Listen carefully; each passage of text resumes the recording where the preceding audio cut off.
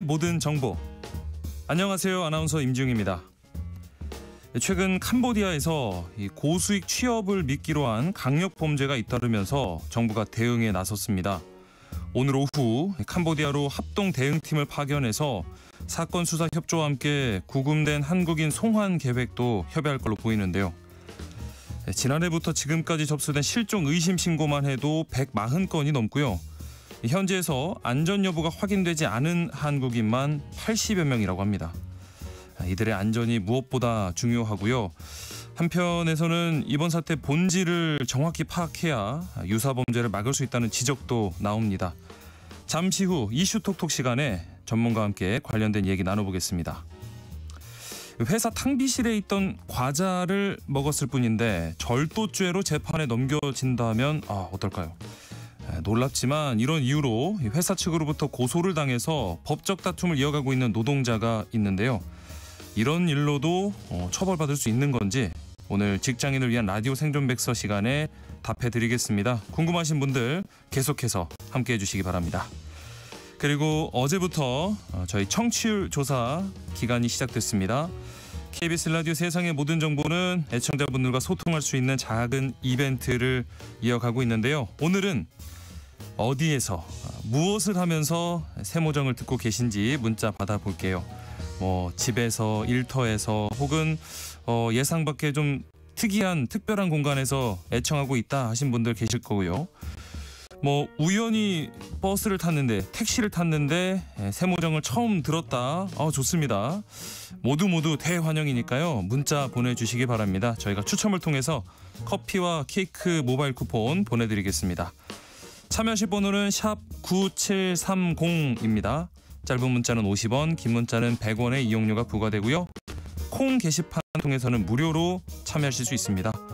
또 저희 방송은 KBS 라디오 유튜브 채널을 통해서도 실시간으로 시청 참여하실 수 있습니다. 많은 관심 부탁드리면서 KBS 세상의 모든 정보 지금 시작합니다.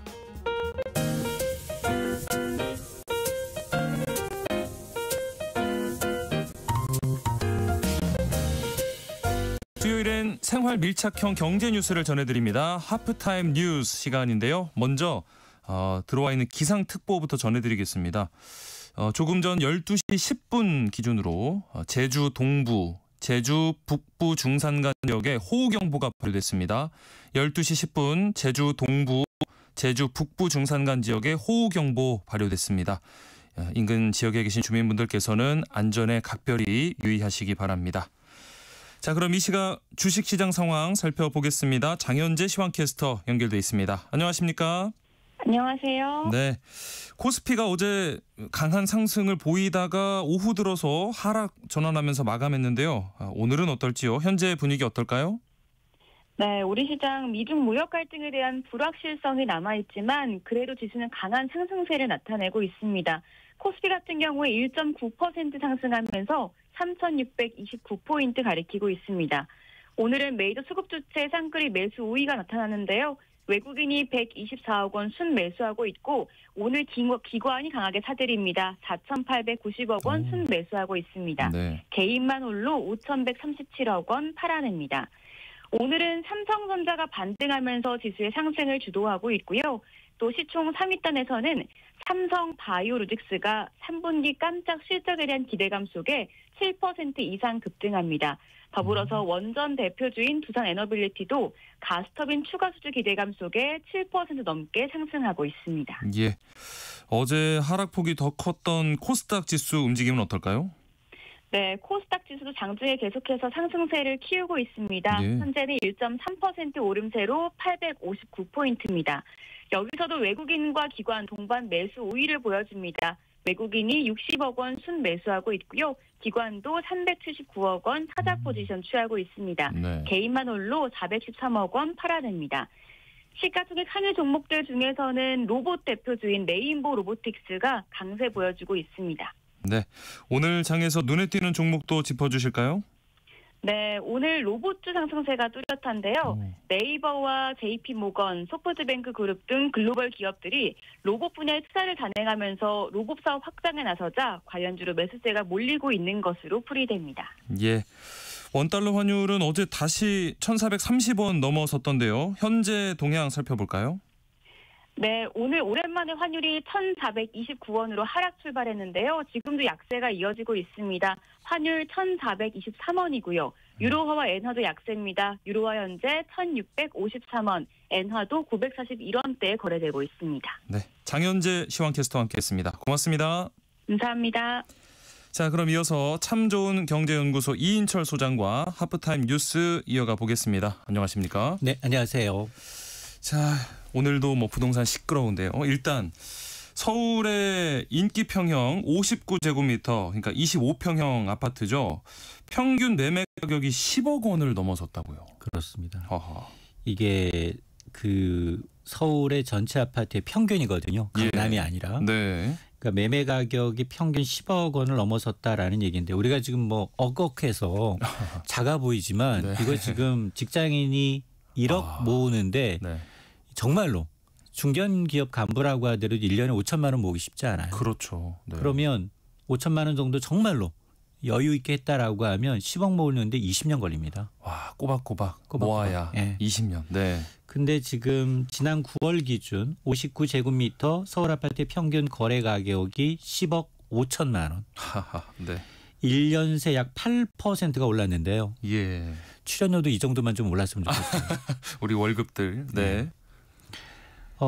왜 이렇게 지금 84제곱미터 그러니까 그동안 이제 이 34평형이 국민평형이었는데 34%는 상승세가 좀 둔화되고 있어요. 아, 네. 그런데 59제곱미터 25평형은 꾸준히 오르고 있습니다. 이거 왜 이렇게 오르고 있냐를 봤더니 네.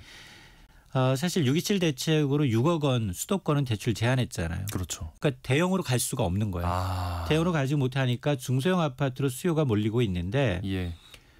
지역별로 보게 되면 이 양극화가 더 심화됩니다. 강남구는 1년 동안 16% 넘게 올랐어요.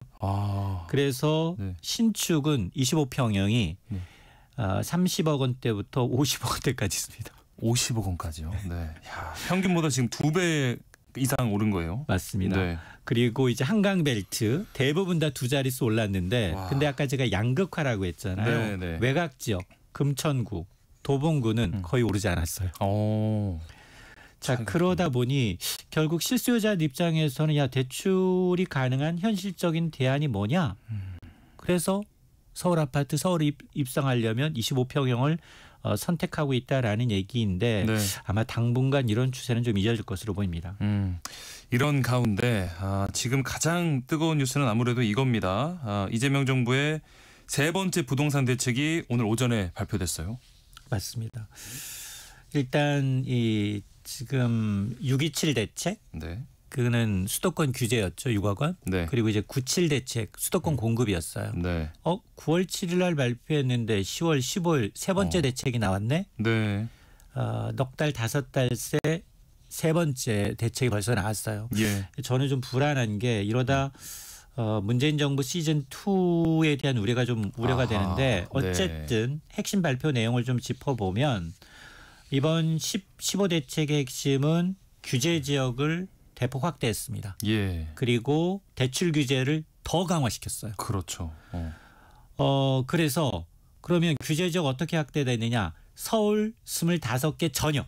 하하하. 네. 그리고 경기도도 12개 구. 예. 구에 대해서 이 두 가지 규제가 한꺼번에 여기는 토지거래 허가 맡아야 돼요. 내가 실거주임을 네. 허가 구역이면서 투기 과열지구로 지정이 됐기 때문에 여기는 주택담보 인정 비율이라고 해서 이 규제 지역은 그동안의 집값의 70%까지 대출이 됐다면 당장 내일부터입니다. 16일부터는 40% 깎이게 네. 되고요. 네. 또 하나 대출 규제 확대됐다라고 했잖아요. 예. 이제는 아파트 가격으로 이제 대출이 또 제한이 됩니다. 네. 15억 원 이하 주택은 지금 그대로 6억 원까지는 대출이 돼요. 네. 선행 수준을 유지하지만 네. 15억 원부터 25억 원. 이때는 대출 금액이 4억 원으로 낮아지고요. 예. 25억 원 이상의 주택의 경우에는 대출 금액이 2억 원으로 제한되기 때문에 강남권에 30억짜리 25평형 보고 있다라고 하면 일단 28억 원은 본인이 현금을 갖고 있어야 됩니다. 현금으로. 네. 그리고 또 하나가 뭐냐. 자, 그러면 이번 조치 왜 이렇게 규제냐. 그러니까 서울뿐 아니라 지금 한강벨트가 좀 들썩거렸거든요. 네. 이런 비규제 지역으로 이제 풍산 효과 차단하겠다. 서울뿐 아니라 경기도 12개 구에는 갭 투자. 대출 받고는 집 사지 말라라는 시그널인데 네. 자, 이렇게 되면 시장이 어떻게 되느냐. 거래는 급감하면서 집값 상승세가 일시적으로 좀 꺾이는 효과가 있습니다. 단기적인. 맞습니다. 네. 단기적으로. 그런데 문제는 근본적으로 공급 문제가 해결되지 않으면 숨 고르고 난 다음에 네. 다시 급반등할 가능성이 있는데 특히 이번 대출에 대해서 빠진 게 있어요. 네. 사실 세금 대책 나올 거라고 했거든요. 로드맵은 발표할 줄 알았는데 로드맵도 안 나왔죠. 전세금 지금 전세가 굉장히 심각해요. 근데 전세 대책도 없어요. 단기 공급책이 좀 빠져 있어서 예상되는 부작용이 뭐냐. 일단은 상급지로 갈아타려는 실수요자들은 좀 어렵다. 현금 많이 갖고 있기 전까지는. 그렇죠. 또 하나가 경기도 12개 지역만이야. 경기도 전역이 아니야. 그러니까 규제를 피한 네. 15억 원 이하 아파트인데 6억 원까지 대출이 가능한 이쪽으로 풍선 효과가 나타날 수 있다. 풍선 효과는 끝나지 않는다. 맞습니다. 또 하나가 전세난이 악화될 수 있다라는 얘기인데요. 사실 규제로는 집값을 잡지 못합니다라고 이제 늘 전문가들이 이구동성으로 얘기를 해왔는데 이번에도 이런 게 빠졌기 때문에 아마 네 번째 대책은 조금 더 빨라질 수 있다라고 봅니다. 갈수록 이 대책의 강도는 강해지고 있고 지난 1, 2차 양쪽에서 더 강화된 지금 대책이 나온 거거든요. 또 맞습니다. 4차 대책이 언제 나올지 그때까지 이 세 번째 대책이 조금은 효과를 낼 수 있을지 함께 지켜보시죠. 자, 이재명 정부 국정과제인 이 농어촌 기본소득제도가 내년부터 시범 운영에 들어갑니다. 그래서 전국에서 6곳을 이 시범 지역으로 선정할 예정인데 이 경쟁이 치열해요. 그렇습니다. 지금 이제 현 정부의 국정과제가 이제 농어촌 기본소득을 좀 시범적으로 해보겠다라는 겁니다. 그래서 선정하기 위해서 지금 받았더니 경쟁률이 무려 8.2대 1. 네. 정부는 한 6곳 안팎 정도의 지역을 뽑을 예정인데 무려 49개 군이 신청을 한 겁니다. 와, 네. 이들 공통적으로 이제 농어촌 소멸 위기, 그러니까 인구 좀 감소하는 지역에 대해서 기본적으로 기본소득을 매달 한 15만 원 정도 지역사랑 상품권을 주겠다라는 거예요. 예. 그래서 신청한 곳을 좀 따져봤더니 지금 전남이 14곳으로 가장 많고요. 전북, 경북, 강원 등이 좀 수를 이었는데 네. 이들 지역 공통점이 모두 인구가 감소하고 있는 지정된 감소 지역이고요. 예. 근데 이 사업비가 좀 많이 듭니다. 총 사업비가 2년 동안 시범적으로 추진하지만 한 8,500억 원가량 들어가는데 여기가 국비가 40%, 지방비가 60%로 투입이 돼서 네. 이걸 봐가면서 정책 효과 봐가면서 이제 본사업 전반적으로 좀 확대하겠다라는 건데요. 뭐 취지는 좋습니다. 농어촌 기본소득 소멸 방지라는 취지는 좋은데 네. 저는 지속 가능할까? 매년 2년 정도 거의 조 단위의 돈이 그러네요. 들어가거든요. 네. 이게 또 4대 6으로 국비보다 주방비가 더 많아요. 자, 이렇게 되면 지방 예산 부담이 좀 커지게 되면 이 사실은 이게 어떤 데는 주고 어떤 데는 안 주고 지역 간 형평성 논란도 예산이 되고요. 네. 그리고 단순히 매달 15만 원씩 상품권을 준다. 현금성 지원으로 끝나게 되면 근본적으로 농어촌 지역은 일자리나 네. 어떤 산업구조 개편이 일어나야 되는데 이런 부분에 대해서 조금 좀 제한적일 수 있다라는 부분이 리스크 요인입니다. 자, 이제 걱정과 우려도 남는데 과연 내년의 시범 운영이 어떻게 운영될지를 또 보고요. 경기도 시내버스 요금 인상을 시작으로 이 도내 시군의 마을버스 요금도 줄줄이 오를 예정이라고요. 맞습니다. 경기도가 이제 오는 25일부터입니다. 시내버스 요금을 인상하게 되는데요. 이러다 보니까 도내 각 시군 구에 있는 마을버스 요금도 줄줄이 오를 예정입니다. 네. 경기도가 이제 버스 요금을 인상하는 건 지난 2019년 이후 이제 6년 만인데요. 교통카드 기준으로 해서 일반형 시내버스는 종전 지금 한 1,450원에서 200원 오르고요. 예. 좌석형 버스도 2,650원으로 200원이 인상이 되고 직행 좌석형은 400원이 오릅니다. 3,200원으로 각각 인상이 되는데 이렇게 되면 군포, 평택, 성남, 시흥, 고양 등 22개 시군 가운데 절반 이상이 말버스 요금이 인상하기로 결정이 됐는데요. 네. 지자체들은 이제 6년 만에 인상이니까 이번 인상이 이제 운송원가 상승과 인력난 해소를 이제 불가피하다라고 얘기를 하고 있는데 문제는 이제 경기도는 시작이에요. 그럼 다른 지자체들도 똑같이 네네. 어렵거든요. 그러다 보니까 아마 이제 지자체들도 교통요금 인상이 좀 이어질 가능성이 상당히 좀 높아 보입니다. 우리 시민들의 발이 돼주는 이 시내버스 요금이 오를 때마다 하루하루 이 비용이 조금씩 더 드는 거거든요. 네네. 또 스트레스로 다가올 것 같은데 자 시민들의 좀 불편이 줄었으면 좋겠고요. 본격적인 김장철이 다가오고 있습니다. 작년에는 저도 이 방송 통해서 또 김장을 좀 했었는데 정말로요? 예. 뭐 열심히 도왔는데 올해는 또 기회가 올지 대형마트들이 지금 벌써부터 절임 배추 사전 예약 판매에 들어갔다고요. 맞습니다. 아니 예전처럼 김장 사실은 이제 붉은색 고무 대야에 이제 여러 폭이 놓고 네. 사실은 그거를 소금 절여서 하루 이틀 있다가 그걸 다시 씻어서 하는 그게 굉장히 번거롭잖아요. 네. 거기다 배추값도 얼마나 비싸요. 맞아요. 네. 그러다 보니까 이 절임 배추가 굉장히 인기가 있거든요. 본격적인 김장철 앞두고 지금 대형마트들이 일제 예약 판매에 들어가고 있는데 해마다 배추 가격이 변동성이 너무 커. 네. 이 날씨에 따라서 이제 너무 크다 보니까 네. 이에 따라서 이제 미리 예약해두는 이제 소비자들이 굉장히 늘고 있는데요. 한 마트, A마트에서는 당장 이제 오늘부터입니다.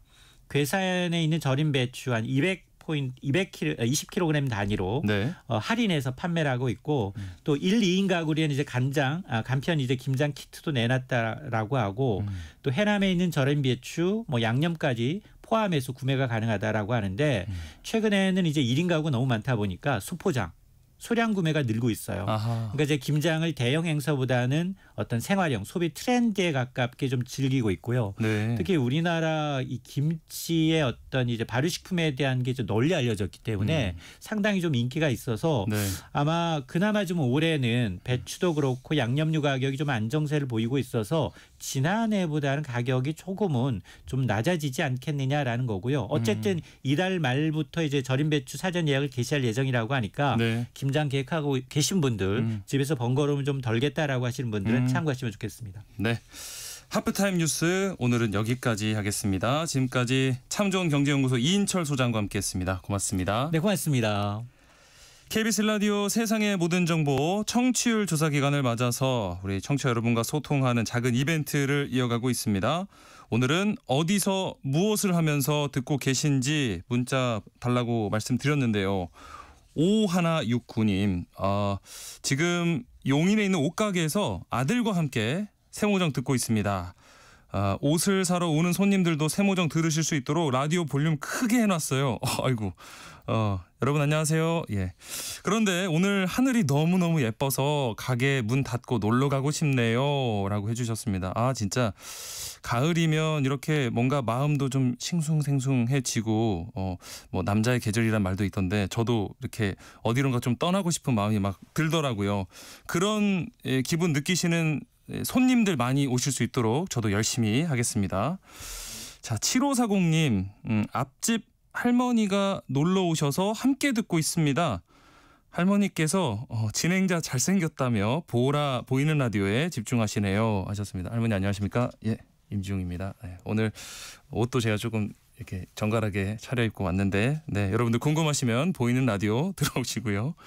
2891님 점심 먹고 양치하면서 라디오 듣고 있는데요. 커피 보내주신다는 멘트에 꽂혀서 문자 처음 보내봅니다. 처음 오신 분들도 너무나 환영입니다. 들어보니 유익한 방송이 여기 있었군요 하셨어요. 저희가 요일마다 굉장히 다양한 코너로 여러분 찾아뵙고 있거든요. 각자 필요한 정보들 쏙쏙 뽑아가시기 바랍니다. 0156님 광주에서 서울 올라가는 길에 방송 듣다가 문자 보냅니다.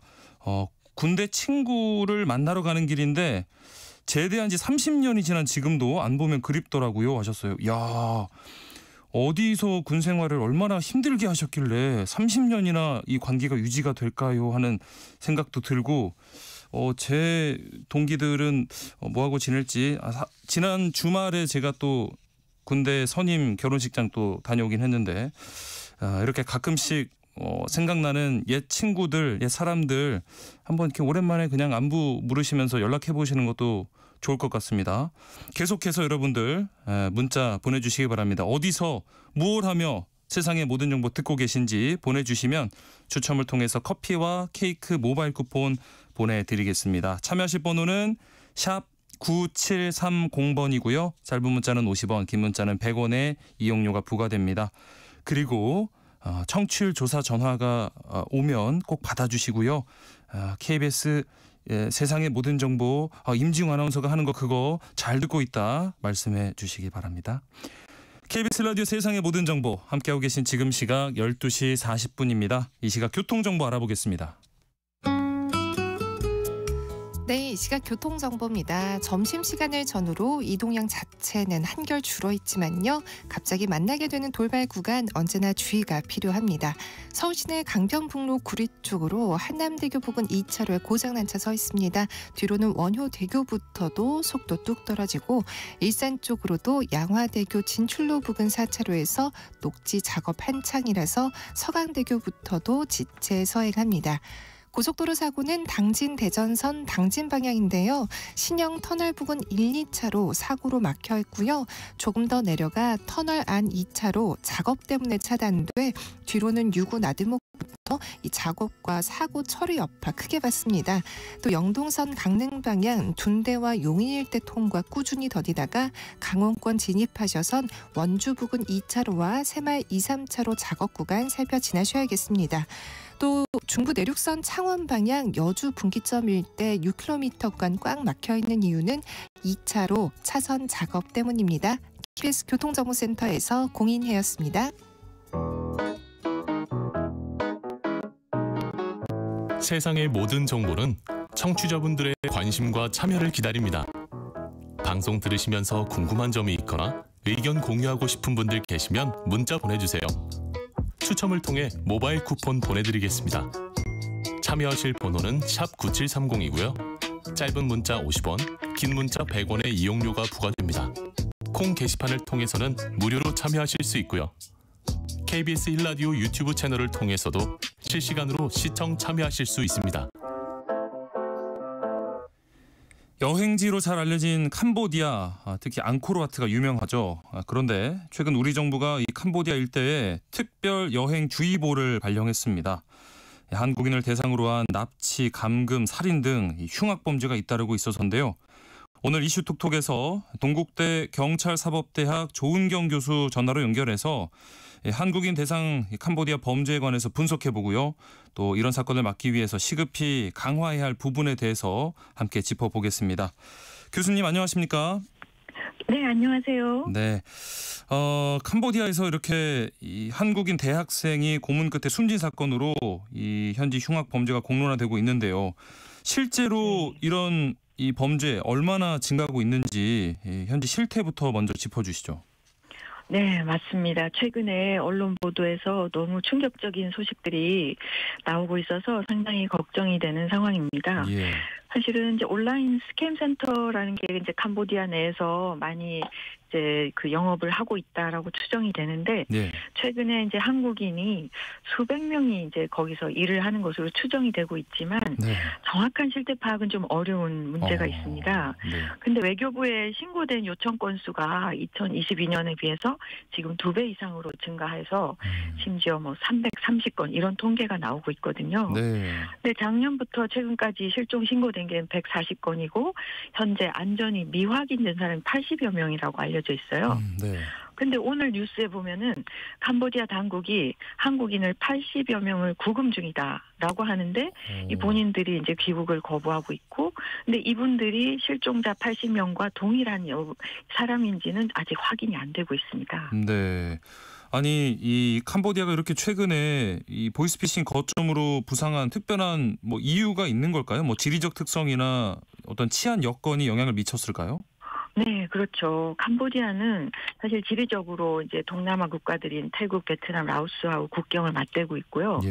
근데 이제 출입국 관리가 좀 느슨하다는 특징이 있고 그러다 보니까 정부의 통제력이나 이제 어떤 경찰력이 좀 미치지 못하는 그런 부분들이 많이 있는 것 같아요. 네. 그러다 보니까 이제 중국계 자본이 대규모 리조트를 개발한다 뭐 이런 형태로 들어오면서 합법적인 외형을 가진 그런 범죄 기지를 만들어졌는데 내부에서는 보면은 이제 어떤 인터넷을 기반으로 한 그런 범죄 조직이 그 속에서 활성화되고 있는 그런 이제 특징들이 있는 것 같아요. 네. 근데 이제 수사 체계는 좀 갖춰져 있지 못하다 보니까 이제 이런 외국인들을 이제 데리고 들어가서 그런 범죄 지역으로 좀 부상을 하고 있는 것 같습니다. 예.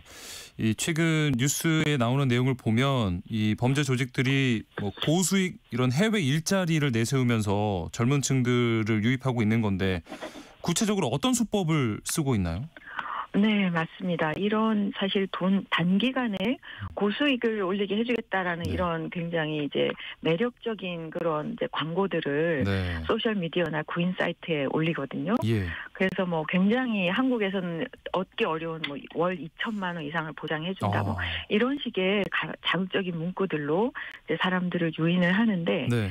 근데 이게 직접적으로 이제 연락을 해보면은 텔레그램 같은 그런 암호화된 그런 메신저로 대화를 하기 때문에 흔적이 남지 않고 외부인들이 이제 파악하기 좀 어려운 특징이 있고요. 예.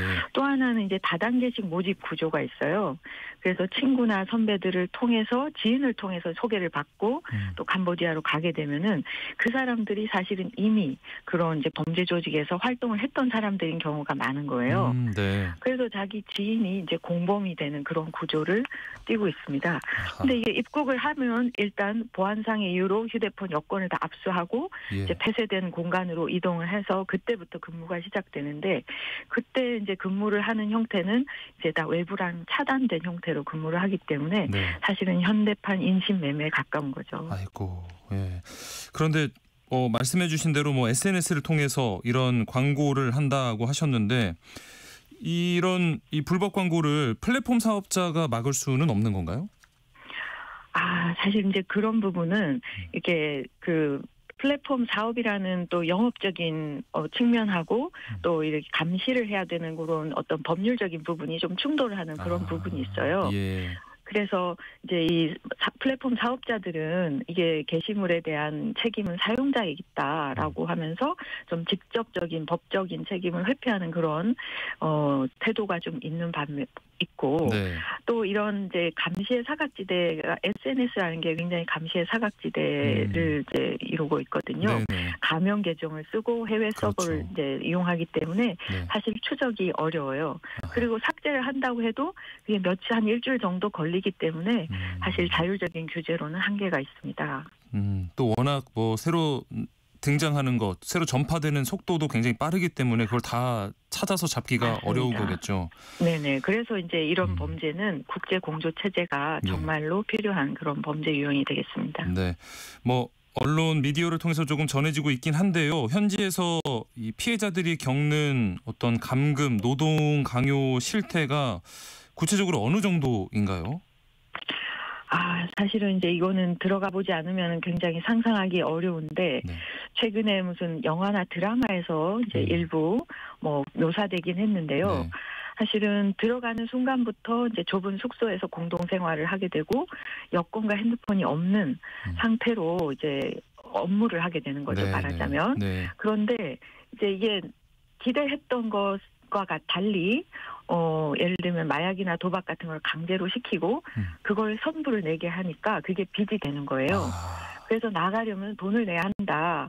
그래서 이제 탈출 구조를 요청한 사례들을 보면은 이게 수천만 원 빚이 있다. 그래서 뭐 코인으로 그 돈을 갚아야 나갈 수 있다. 이런 호소를 많이 하거든요. 예. 그래서 사실은 기대했던 돈벌이보다는 폭행, 협박, 감금에 시달리는 그런 생활들을 하고 있다라는 사례들이 많이 보고가 되고 있습니다. 네. 그런데 이제 구조 요청을 하려고 해도 경찰에 신고를 해야 되는데 이제 언어적인 장벽도 있고 그렇죠. 신고를 직접 해야 되는데 여권과 휴대폰이 없다 보니까 네. 신고를 직접 할 수 없는 그런 어려움에 처하는 거죠. 그렇죠. 그런 상황에서 사실 직접 신고를 한다는 게 거의 뭐 불가능에 가까워 보이는데 이 현지에서 직접 신고를 해야 캄보디아 경찰이 출동한다라고 밝혔어요. 이렇게 좀 네, 복잡해진 맞습니다. 이유가 있나요? 네, 사실은 이제 사법 당국에서는 본인이 피해자가 직접 신고하지 않으면 처벌하기 어려운 그런 애로사항이 있긴 합니다만, 네. 근데 이게 제3자가 우리 가족이 이제 연락이 안 된다, 뭐 피해를 입은 것 같다라고 신고를 하면은 네. 본인한테 정작 갔을 때 난 괜찮다, 나는 가고 싶지 않다 이렇게 또 거부하는 사례들이 있었어요. 예. 그러다 보니까 스스로 이제 나가지 않겠다라고 하는 사례가 있으니까 이게 허위 신고에 해당하는 거죠.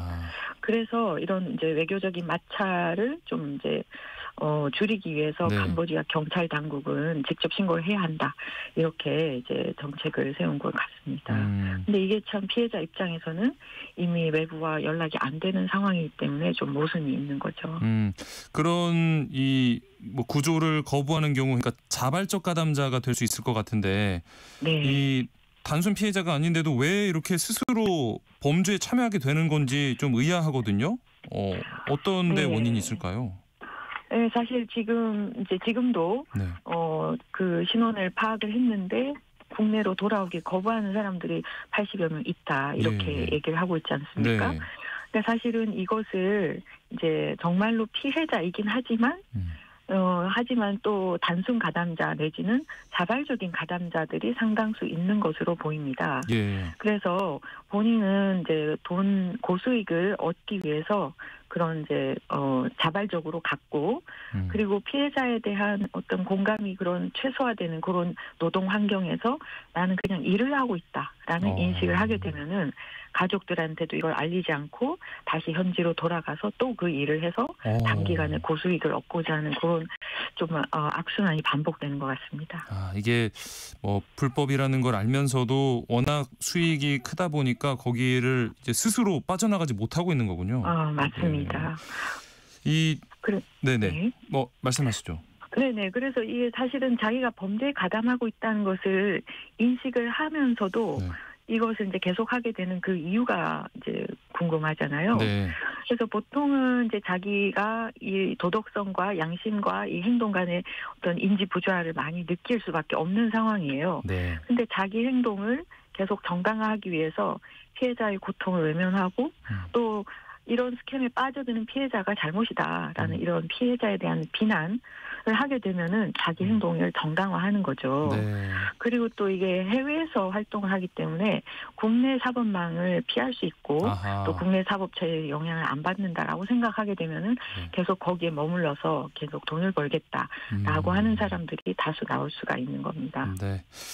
이번 사건을 계기로 이제 정부 합동 대응팀이 오늘 출발한다고 합니다. 이 캄보디아에서 이런 사건을 막기 위해서 어떤 대책들이 나오고 있을까요? 네, 사실 오늘 이제 그 외교부 차관과 경찰청 국가수사본부장 그리고 국정원 등 합동 대응팀이 현재 이제 파견하는 것으로 알고 있는데요. 네.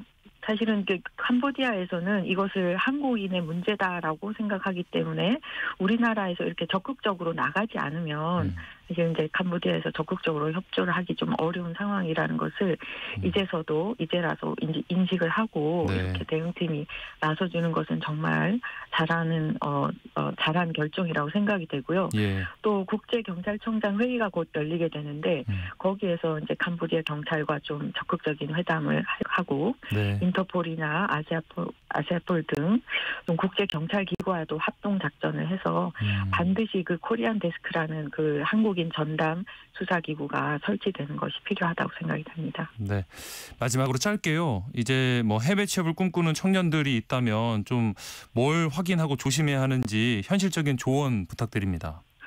네, 정말 한마디로 그렇게 좋은 기회라는 것은 있을 수가 없어요. 네. 그래서 이런 고수익 이런 이제 기회라는 것을 정말 가볍게 생각하지 말고 좋은 기회는 절대 텔레그램으로 오지 않는다. 그렇죠. 그리고 공짜 숙소 항공권을 제공한다는 말 거기에서부터 이제 문제가 시작되는 거니까 무조건 의심해보라라는 말씀을 드리고 싶습니다. 네, 오늘 말씀 여기까지 듣겠습니다. 동국대 경찰사법대학 조은경 교수와 함께했습니다. 오늘 말씀 고맙습니다. 네, 감사합니다. KBS 세상의 모든 정보 1부 순서 여기서 마무리하고요. 저는 잠시 뒤 2부에 다시 돌아오겠습니다.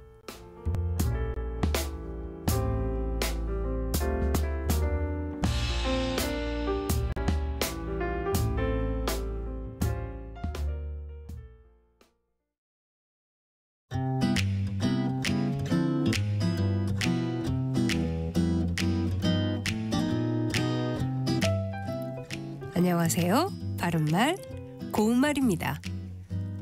다른 사람과 시간 약속을 하거나 날짜를 정하거나 할 때 정확한 시간이나 날짜를 알기 어려운 경우 보통 9시쯤이라든지 20일쯤 같이 쯤이란 표현을 많이 사용합니다. 쯤은 일부 명사 또는 명사구 뒤에 붙어서 알맞은 한도, 그만큼 가량의 뜻을 더하는 전미사입니다. 이와 비슷한 경우에 쓸 수 있는 것으로 경이란 표현이 있죠. 9시경, 20일경과 같이 사용하기도 하는데요. 여기서 경이란 표현을 앞에 말과 붙여서 써야 할지, 띄어서 써야 할지 혼동된다는 분들이 있으실 것 같은데 그렇다면 이 경우엔 띄어쓰기를 어떻게 하는 것이 맞을까요? 이 경우 경은 반넓이 단위 경이라는 한자를 쓰는 것으로 시간이나 날짜 따위를 나타내는 대다수 명사 또는 명사구 뒤에 붙어서 그 시간 또는 날짜에 가까운 때의 뜻을 더하는 전미사입니다. 전미사는 앞에 말과 붙여서 쓰게 돼 있으니까 경 역시 앞에 표현과 붙여서 씁니다. 또 전미사 경은 일부 특정한 절차를 나타내는 한자 구성 뒤에 붙어서 그 일에 걸리는 정도의 시간의 뜻을 더하기도 합니다. 예를 들어 한일자에 차 다자를 쓰는 일다경은 한 잔의 차를 마실 정도의 사이라는 뜻으로 매우 짧은 시간을 이르는 말입니다. 이 표현은 일다경이라고 둘째 음절을 된소리로 발음한다는 점 기억하시면 좋겠습니다. 지금까지 바른말 고운말 아나운서 국혜정이었습니다.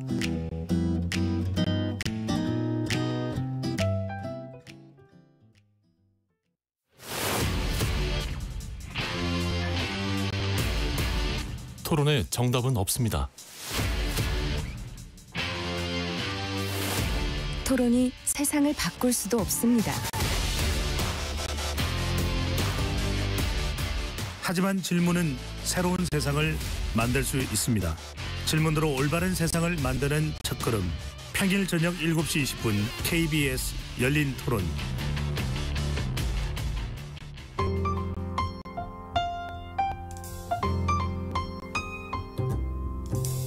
어떤 하루 보내고 계신가요? 눈코 뜰 새 없이 바쁘게 지나가는 한 주. 따뜻한 시선으로 하루를 마무리합니다. 당신을 위한 지식 쉼터. 오늘 밤 일라디오. 월요일부터 금요일. 매일 밤 10시 5분에 시작합니다.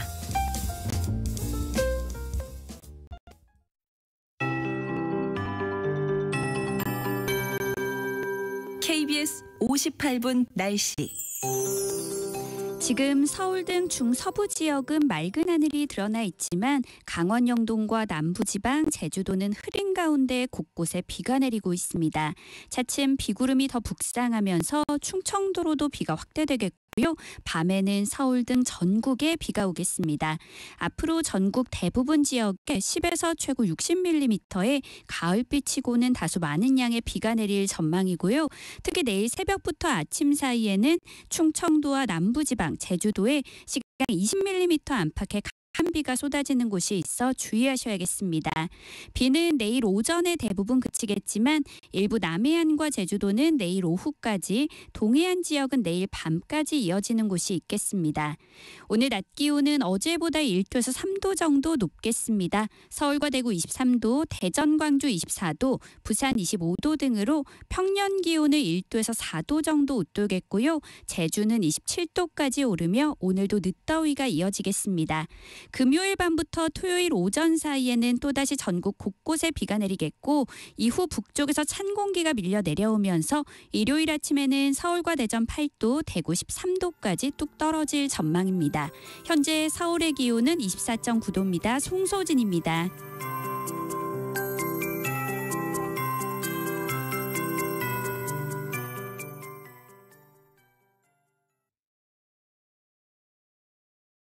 정성을 다하는 국민의 방송 KBS가 한시를 알려드립니다. AM 711kHz, FM 97.3MHz, KBS 1라디오입니다. HLKA.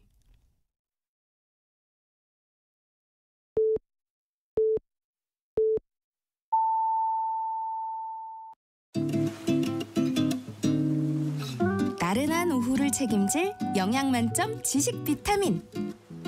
세상의 모든 정보.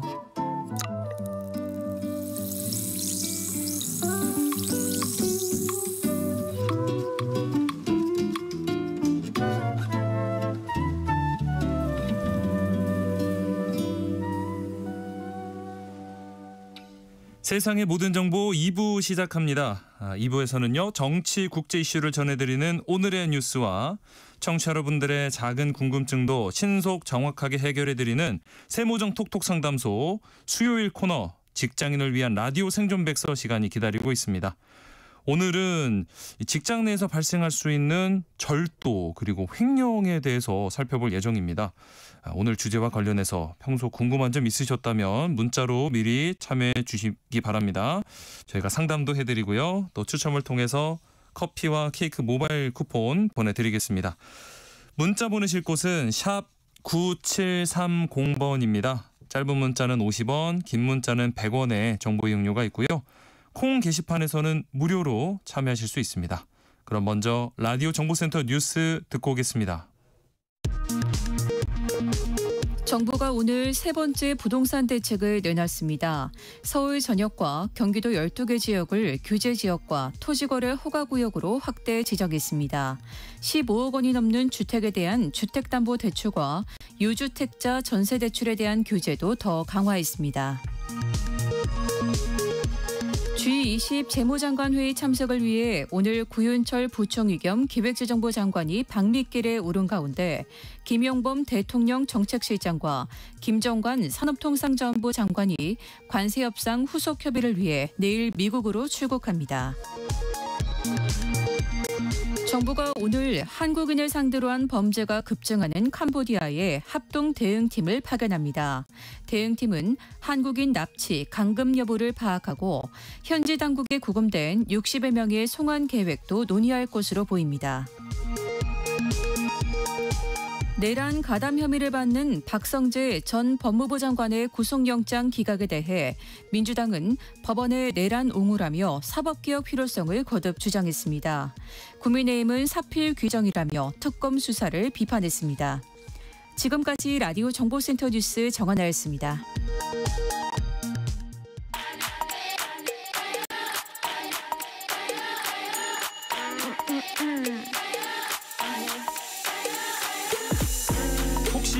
뉴스 빠뜨리셨나요? 한낮에 전해진 소식들 꼼꼼히 정리해드리겠습니다. 오늘의 뉴스 조현정 시사평론가와 함께합니다. 안녕하세요. 네, 안녕하세요. 자, 이재명 정부 첫 국정감사가 오늘로 사흘째 진행 중인데요. 법사위 국감 둘러싸고 여야 대립이 격해지는 모습입니다. 네, 아무래도 그 법사위 국감에서는요, 이 조희대 대법원장이 핫하죠. 예. 여당이 또 현장 국감을 예고했던 게 오늘입니다. 법사위는 오전에 대법원 국정감사장에서 전체 회의 열고 국정감사 증인 추가 출석 요구의 건을 더불어민주당 주도로 의결했고요. 네. 그 추가 증인 채택 여부를 놓고도 여야 설전을 벌이기도 했었는데 이 조희대 대법원장은 그러니까 오늘 현장 국감에 오냐 마냐 이게 관심인데 네.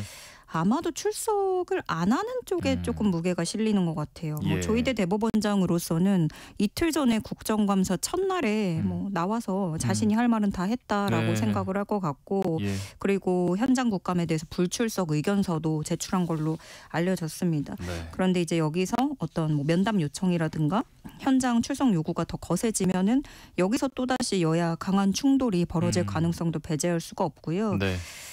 그래서 법사위는 이 서초구 대법원으로 가면은 그 조희대 대법원장이 대선 개입 의혹하고 관련해서 사건 수사 기록 관련해서 그 전자문서 접속 로그 기록을 확인하겠다는 방침입니다. 네. 다만 대법원은 여기에 대해서 공개가 불가능한 정보라는 입장이라서 여기서도 좀 충돌이 되는 예상되는 지점이고요. 네. 또 또 여당은 이번에 현장 국감하면서 대법관 증언을 하려면 예산과 부지가 얼마나 필요한지 이런 것들도 좀 직접 둘러보겠다라는 계획인데 네. 요걸 보고 나면 이제 현장 시찰을 하는 거잖아요. 네네. 그래서 다음 주쯤에 이 여당 사법개혁안에도 영향을 줄 것으로 보여집니다. 네. 법사위 외에도 행안위 같은 경우에는 이제 중앙선관위를 또 국감하기 때문에 네. 국민의힘 의원들은 선관위 대상으로 해서 부정선거 의혹 등을 캐물을 것으로 보여지고요. 예. 또 환노위에서는 노란봉투법 그리고 뭐 여러 재개 우려라든가 산재 관련 사항 등이 주요 쟁점이 될 것으로 보입니다. 네. 그리고 어제 이 과방위 국정감사장에서는 이 김건희 여사와 YTN 기자의 전화 통화 이 녹취가 공개되면서 파장이 커지고 있는데 어떤 내용이었죠? 예, 이걸 노종면 민주당 의원이 녹취를 공개하면서 주장을 펼친 건데 예. 노종면 의원이 또 YTN 기자 출신이잖아요. 그렇죠. 예. 네. 이 지난 2021년 12월에 윤석열 전 대통령이 그 당시 대선 후보였을 때 네. 그 김건희 여사에 대해서 뭐 허위 이력 의혹 보도들이 나오고 있었잖아요. 네. 그거하고 관련해서 어떤 한 YTN 기자하고 김건희 여사가 나눈 전화 통화 내용이라면서 그 녹취를 공개를 한 거예요. 예. 근데 그걸 들으면 김건희 여사 육성이 나오고 솔직히 이걸 쓸 일이냐, 치사하게 지금 나한테 협박하는 거냐, 잘못 기재 않을 것 같은데 기자님은 그러면 그런 거 없겠냐, 다 파볼까? 나도 한번 그러면 파볼까? 뭐 좋아, 그러면 나도 진짜 복수를 해야지, 안 되겠네. 뭐 요런 워딩들이 나옵니다. 네. 근데 요 시점이 그 김건희 여사가 자신의 허위 이력 의혹에 대해서 그 입장문을 발표하고 사과했던 아하. 그 시기예요. 예. 그리고 YTN이라고 하면은 윤석열 정부 하에서 좀 부침을 겪었던 그런 그렇죠. 언론사였죠. 네. 그래서 그 민영화 배경에는 김건희 여사의 여기서 말하는 그 복수라는 그 복수심이 작동한 거라는 게 노종면 의원의 주장입니다. 그러니까 네. 소위 말하면 뭐 찍혔다라고 표현을 그렇게 뭐 보고 있는 건데 네. 이 김건희 여사가 언론사를 언급한 게 이번이 처음은 아니잖아요. 조선일보도 예. 그랬었고 뭐 폐간 얘기가 나왔었고. 네. 근데 노종면 의원의 주장은 이게 아무리 뭐 복수한다고 벼른다고 해도 방통위의 조력이 없으면 이게 가능했겠느냐라고 그렇죠. 주장을 하고 있는 거예요. 네. 그래서 김영관 방송미디어통신위원회 사무처장 직무대리도 만약 방통위가 변경 승인을 불허한다면 YTN이 유진 기업에 넘어가는 일이 없었을 수도 있다. 뭐 이렇게 답변하기도 했습니다. 네. 그리고 어제 과방위 국감장에서는 또 막말과 고성이 오가기도 했어요. 아, 네. 원래 과방위 국감장은 이진숙 전 방통위원장이 제일 뜨거울 거라고 예상이 그렇죠. 됐는데 네. 오히려 이진숙 전 위원장이 좀 뒤로 밀려날 정도로 네. 요 막말 싸움이 좀 컸어요. 네. 그 김우영 민주당 의원이 박정훈 국민의힘 의원에게 받은 자기의 그 문자 메시지를 공개를 한 건데 네. 뭐 AU이 찌질한 X야 뭐 이렇게 나왔습니다. 네.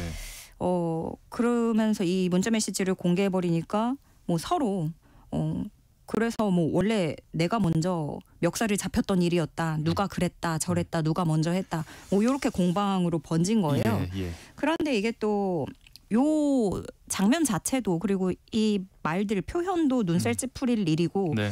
김우영 의원으로서는 아차 싶은 게 이게 전화번호까지도 여과 없이 나가게 된 거죠. 네. 그래서 국민의힘은 김우영 의원을 개인정보보호법 위반 등 혐의로 경찰에 고발하기로 했고요. 예. 근데 상황이 이렇게 되니까 오죽하면은 뭐 이런 해석도 일각에서 나왔어요. 이진숙 전 위원장을 조연으로 만들기 위해서 민주당이 좀 노림수를 썼다라는 해석까지도 나오는데 거기까지는 장치를 생각도 못했을 것 같고요. 네. 왜냐하면 그러기에는 민주당이 이미 이진숙 전 위원장을 너무 이제 키워준 거를 부정할 수 없다.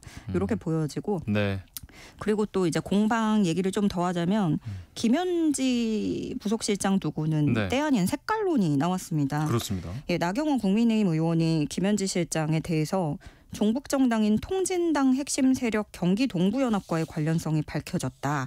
이재명 정부와 북한과의 관련성도 밝혀줄 키워드다. 이런 주장을 한 거고요. 예. 뭐 기밀성 얘기도 나오고 뭐 그랬는데 이제 국민들이 보시기에는 이게 먹고 사는 거 우리 머리 맞대는 것도 시급한데 네. 색깔론이 좀 너무 소모적이고 조요토미 히데요시도 그렇잖아요. 지금 뭐 도요토미 히데요시 나오고 김일성 나오고 뭐 이런 상황인데 이 조요토미 히데요시 건 때문에 여당에서도 내부에서도 자성론이 나왔거든요. 네. 근데 네. 곧바로 이제 국민의힘도 그래서 너무 나갔다라는 비판이 나오고 있고 결국에 운영위원회는 기약 없이 연기가 됐는데 어쨌든 국감장 곳곳에서 계속해서 김현지라는 이름은 쭉 나오게 될 것으로 보여집니다. 네.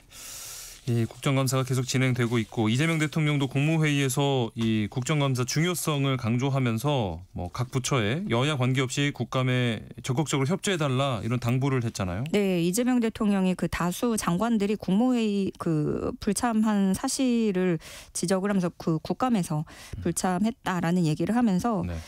국감에서 진실을 말해야 될 사람들이 이를 거부하거나 뻔뻔하게 거짓말을 하는 일은 절대 허용하면 안 된다라고 얘기를 했어요. 네. 근데 이제 돌이켜보면은 사실 예전에는 국감장에서 국회의원들이 부르고 거기서 증인 선서하고 한치의 거짓도 없어야 된다라는 그런 게 있었는데 네, 네. 어느 순간부터 이제 뭐 국회에서 증언을 요구하고 그러면 되게 말도 안 되는 이유로 좀 거부하고 피하고 이 국감장이 조금 그 격이 좀 많이 이렇게 내려간 것 같은 그런 게 있거든요. 예. 그러니까 이재명 대통령도 이걸 지적하는 것 같아요. 그러면서 이 예전에는 자신이 한 말과 사실과 다르면 사과를 했는데 네. 요즘은 그 반대로 거짓말을 잘하는 게 실력처럼 됐다. 아하, 네. 가짜 정보로 판단을 흐리는 선동이 많아졌다. 이렇게 뭐 작심 비판을 했습니다. 그러면서 이제 장관 차관들 향해서도 여러분도 마찬가지다. 우리 식구라고 해도 그러면 안 되는 거고 말도 안 되게 뭐 출석 거부하거나 거짓말해서는 안 된다. 이건 국가의 기강 문제다. 이렇게 뭐 강조를 했습니다. 예. 그리고 국회에서 벌어지는 위증, 이게 위증이 있으면은 이렇게 추후에 수사를 해야 되는데 이게 수사가 너무 제대로 안 이루어진다라는 부분도 지적을 했어요. 네. 위증에 대해서는 검찰과 경찰이 손 놓고 있으면 안 된다. 이거 책임을 져야 된다. 왜냐하면은 사람을 조사해서 벌할 수 있는 권한을 가지고 있는 건데 그러라고 준 건데 수사도 안 하고 그냥 내버려 두니까 계속 위증을 하고 이게 반복이 되고 네. 거짓으로 호도해서 혼란을 준다라는 것을 좀 강조하면서 비판한 것으로 풀이됩니다. 네. 한낮의 교양 파트너 지금 여러분께서는 세상의 모든 정보와 함께하고 계십니다. 자, 박성재 전 법무부 장관 이 내란에 적극적으로 가담한 혐의를 받으면서 구속영장 청구를 됐는데 구속을 피하게 됐어요. 특검은 구속영장 재청구 방침을 또 밝혔네요. 네. 그 박성재 전 장관은 법무부 장관이었을 때 비상계엄 당시에 합수본의 검사 파견 검토하고 또 그리고 수용 시설을 확보, 그러니까 뭐 의원들이나 이렇게 넣을 수 있는 그런 그 수용 시설을 확보하거나 출국 금지팀 대기를 지시한 혐의를 받고 있는데요. 그런데 법원은 구속의 타당성, 도주나 증거인멸 우려가 부족하다고 판단했습니다. 네. 그렇게 해서 원래 박성재 전 장관이 대기하고 기다리고 있다가 영장 기각되면서 곧바로 석방이 됐고 나오자마자 특검을 강하게 비판을 했어요. 예. 그리고 본인의 그 전화기도 나는 버리지 않고 보관을 해서 특검이 포렌식을 할 수 있었던 것이다. 또 수용 문건도 메신저 자동 삭제 기능 때문에 지워졌던 것뿐이지 관련한 파일은 휴대전화에 남아 있었다. 이렇게 피력을 했습니다. 네. 그렇지만 내란 특검은 기각된 것에 대해서 납득하기 어렵다면서 구속영장 재청구 방침을 밝혔고요. 네. 그리고 윤석열 전 대통령 같은 경우에는 오늘 내란 특검 외환 관련 피의자 조사에 정말 모처럼 응했습니다. 네. 그동안 쭉 안 나오다가 이게 체포영장 집행 시도가 가시화되니까 자진 출석을 선택한 거고요. 네. 그래서 지난 7월에 재구속 이후에 이렇게 특검 조사 응한 게 정말 처음이에요. 네. 그런데 지금 특검이 밝힌 내용에 따르면 지금 현재 상황이 인적 사항부터 일체 진술을 거부하고 있고 영상 녹화 조사도 거부해서 일반 조사 중인데 휴식을 요구해서 휴식 중에 있다는 설명입니다. 네, 일단 출석은 했고요. 좋습니다. 어떻게 조사가 이루어질지. 그리고 건진법사 전성배 씨가 이 첫 재판에서 김 여사 측의 샤넬백과 이 그라프 목걸이 전달했다라고 처음으로 인정했습니다. 네, 그러니까 그 통일교의 윤영호 전 본부장이 건진법사한테 주고 그래서 건진법사가 김건희 여사 측으로 보냈다. 중간다리 했다. 이거잖아요. 네. 그거를 인정한다라는 거예요. 그런데 좀 의아한 거는 그 원래 중간에 그 유경옥 그 당시 대통령실 비서관 그러니까 김건희 여사의 측근 보좌하는 사람이 그 샤넬 매장에 가가지고 선물 받은 걸 뭐 다른 물건으로 교환했다라고 하잖아요. 네. 근데 그 교환한 거를 돌려줬다라는 거예요. 건진법사에게. 예. 그러면은 보통 이제 선물을 받은 거를 한참 뒤에 돌려주는데 그 교환해 온 거를 또 그거를 돌려준다. 네. 라는 게 조금 이해하기 어려운 그렇죠. 지점이 있어요. 네. 그리고 건진법사의 전성배 씨는 공천 대가로 1억 원을 받았다는 사실도 인정을 했습니다. 네. 그러니까 뭐 김건희 여사 쪽에 목걸이랑 가방 주고 자기가 공천 대가로 1억 받은 사실 그 다 인정을 처음으로 한 건데 사실은 다 인정을 했어요. 예. 그런데 그러면서 조금 법리적인 기술이 들어가는 게 뭐 대가성은 없었다라거나 좀 이렇게 뭐 단서를 계속 붙이고 있어요. 예. 그렇지만 이 KBS가 며칠 전에 보도를 했던 건데 대통령실에 자기 측근들 자리를 요구한 정황을 특검이 포착을 한 겁니다. 예. 김건희 여사 쪽에도 요구를 했고 친윤계 의원들에게도 요구를 했다는 건데 네. 8명 자리를 끼워 넣으려고 요구를 했고 이 중에 3명이 실제 기용이 됐고요. 네. 자리를 요구한 사람 중에는 이 전성배의 처남도 있었던 것으로 확인됐습니다. 네. 문자 메시지를 또 특검이 확보를 했는데 이철규 국민의힘 의원이 전성배에게 보낸 메시지예요. 네. 뭐 권성동 의원이 양재동 팀 인사를 안 했냐라고 뭐 물어봤다 뭐 이런 내용이 있는데 여기에 이 양재동 팀이라는 거는 건진법사가 자신의 비선 조직을 좀 꾸려가지고 네. 영향력을 행사하려고 했던 정황을 특검이 확보한 거라고 할 수 있습니다. 네. 자, 해외 소식도 짚어보겠습니다.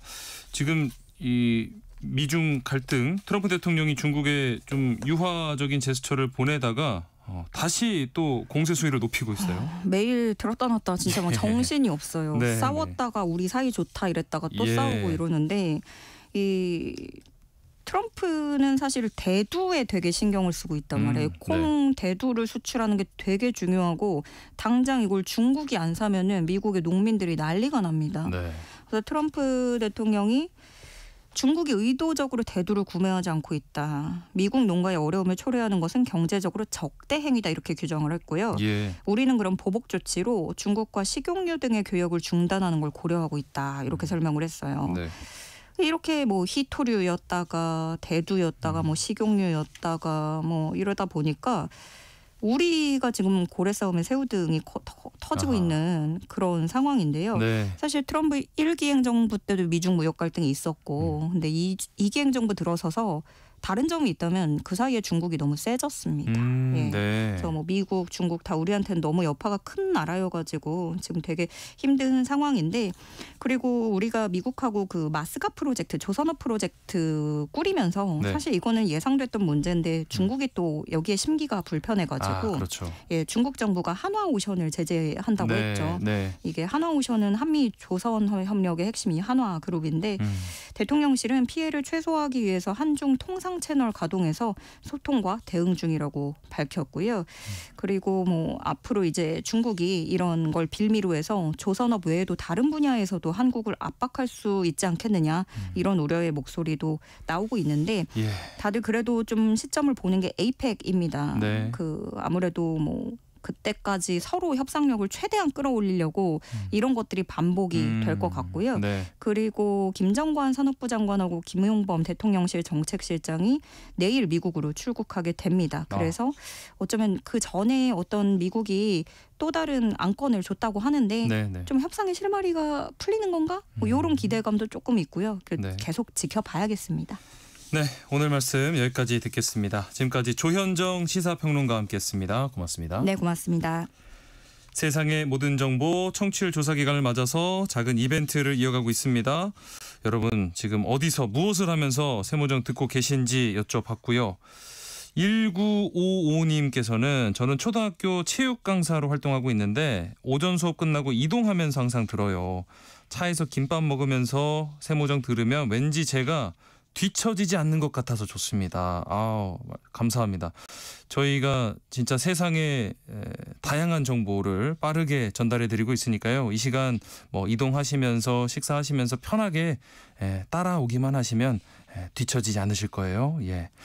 자, 7995님. 저는 지금 친구 집에서 대추를 따면서 세모정 듣고 있습니다. 라고 보내주셨어요. 대추 하면 또 가을 하니까요. 밤, 대추 이런 거. 친구 집에서 근데 따신다는 거는 뭐 도와주시는 걸까요? 아니면 짧게 아르바이트를 하시는 걸까요? 끝나고 나면 대추로 받으시나요? 돈을 받으시나요? 너무 궁금한 게 많아지네요. 자, 열심히 일하시면서 힘내실 수 있도록 저도 열심히 하겠습니다.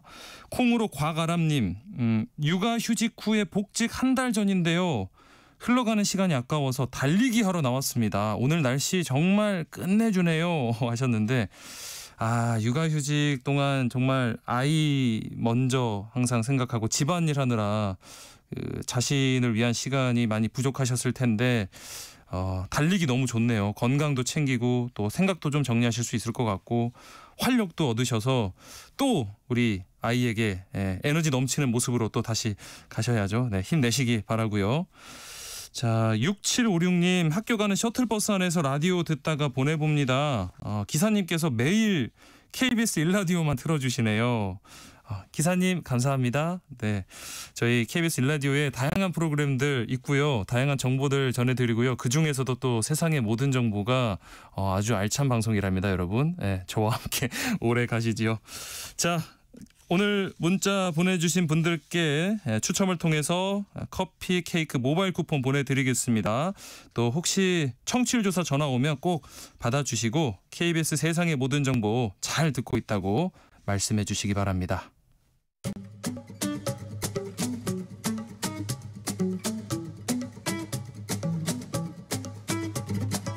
지금 바로 세모정에 물어보세요. 당신의 모든 궁금증을 풀어드리는 세모정 톡톡 상담소. 일터에서 억울한 일은 없어야겠죠. 알아두면 도움이 되는 노동법 이야기. 세모정 톡톡 상담소 수요일 코너 직장인을 위한 라디오 생존백서 시간입니다. 소나무 노동법률사무소 김효신 노무사와 함께합니다. 안녕하십니까? 네, 안녕하세요. 자, 오늘은 어떤 주제를 가지고 오셨죠?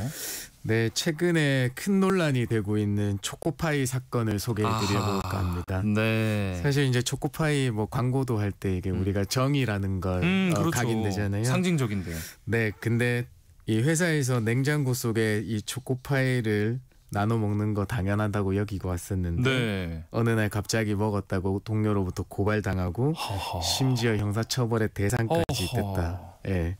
는 사건을 소개해 드려볼까요? 실제로 이게 전북의 한 회사에서 간식 무단 취식으로 절도죄로 기소되고 벌금 5만 원을 선고받은 사례거든요. 네.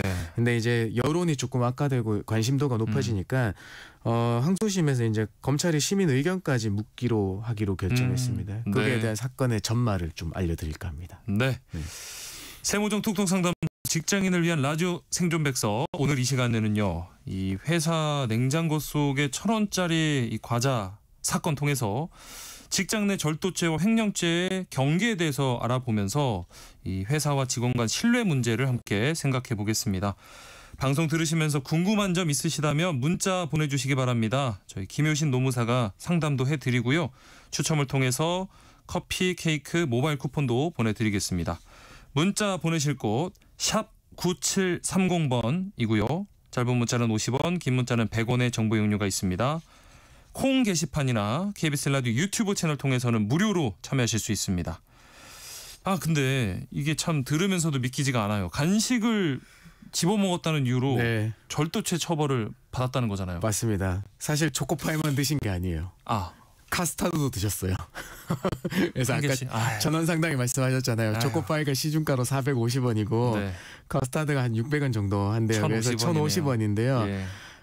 이게 이제 이분이 하청업체 보안업체 직원 소속이었다고 해요. 그래서 근데 이걸 꺼내 먹었다는 이유로 이제 회사가 절도죄로 고발해서 재판에 넘겨지게 된 건입니다. 그래서 아까 말씀드렸다시피 1심에서 이제 벌금 5만 원이 내려졌고요. 근데 우리가 이제 이 근로자분이 이제 그 항변하기를 사실 오전 4시쯤에 순찰을 돌다가 배가 고파서 먹게 되었다. 10년 넘게 이제 탁송 기사나 보안업체 직원들이 함께 먹어왔다.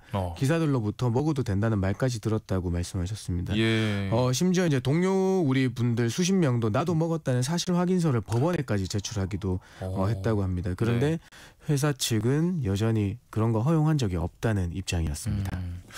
아니 사실 뭐 저희 사무실도 그렇고 다른 회사들도 보통 이럴 것 같아요. 그냥 이렇게 공용 공간에 놓여 있는 뭐 과자면 간식이면 먹을 수 있고 이게 따로 뭐 이름표가 붙어 있거나 네. 한다면 모르겠지만 네. 이번 경우는 그런 것도 아니었잖아요. 맞습니다. 대부분 회사는 이제 탕비실이라는 걸 두고 네. 있죠. 뭐 네. 팬트리라고 하는. 그러니까 거기에 차하고 뭐 커피, 다과 등을 준비된 장소를 두고 거기에서 누가 뭐 커피 더 많이 몇 잔 더 마셨다, 뭐 과자 몇 개 더 먹었다고 해서 그냥 비난하지 않잖아요. 그렇죠. 그냥 뭐 놀릴 수는 있겠죠. 정말 더 많이 드신다고요. 네네. 사실 이제 회사가 이처럼 우리 직원들의 어떤 간식 제공 사기 진작이라고도 할 수 있겠지만 그런 거 비용 부담해서 사놓은 것에서는 네. 그냥 통용되겠습니다. 먹는 것들은요. 네. 근데 이제 우리 다른 동료 직원들이 개인의 비용으로 사서 냉장고에 이름 붙여서 집어 먹는 거는 네. 법을 떠나서 예절이나 매너가 아니잖아요. 그렇기도 물론 하죠. 네, 네. 그렇습니다. 사실 이제 회사가 취직할 수 있는 인원의 범위를 정해놨으면 모르겠으나 그런 거 없이 그냥 관행적으로 흘러왔다고 하면 다 같이 즐길 수 있는 걸라고 봐야죠. 네. 네.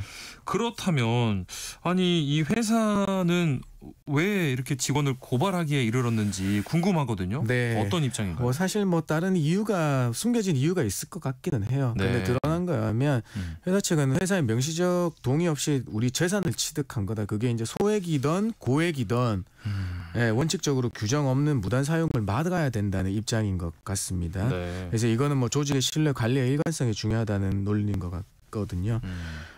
뭐 취직해도 안 된다는 그런데 공식 규정이 있었던 것도 아니고 정의나 관행으로 이어난 문화라고 보여요. 왜냐하면 네. 그걸 먹지 마시오라고 이제 붙여놓은 것도 아닌데요. 일부 신문 보도에 이 사진 자료가 보도가 된 적이 있습니다. 네네. 거기에 보면 이제 사무실 생수기 옆에 냉장고가 있게 되는데요. 거기는 이제 커피는 사무실 에서 밖으로 나가지 마세요라는 안내문이 붙어 있었고요. 네. 그다음에 접수대로 보이는 곳에 음료수를 2박스 올려놓은 것도 보여요. 그러니까 사진상으로는 좀 자유롭게 먹을 수 있는 분위기였던 것 같거든요. 그러네요. 네. 이런 네. 좀 자유로운 분위기였는데 그러면 왜 이렇게 강경하게 대응을 했는지 다른 이유로 좀 추측되는 게 뭐가 있을까요? 사실 아직까지도 명확하게 밝혀진 건 없어요. 두 회사는 아예 입장을 내놓고 있지는 않고요. 네. 노동조합 측에서 이번 사건을 노동조합의 활동을 위축시키기 위한 본보기 사건으로 정의했다고 합니다.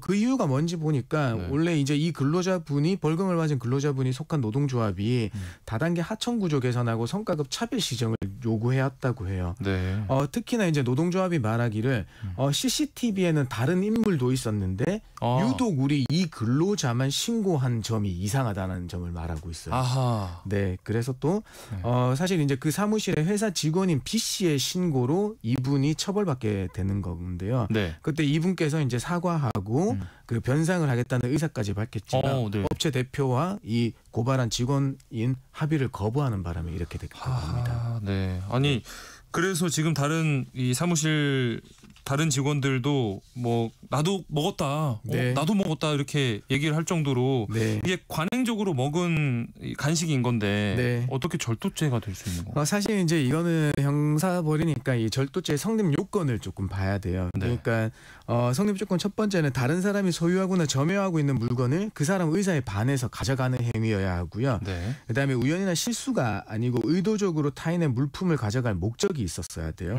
그다음에 단순히 잠깐 사용하고 돌려주는 게 아니라 그 물건을 내 것처럼 사용하거나 처분할 의도가 있었다면 이 절도죄가 성립하게 되거든요. 예. 그래서 이게 1심에서 이제 벌금 5만 원을 선고하게 된 이유를 들여다보니까 네.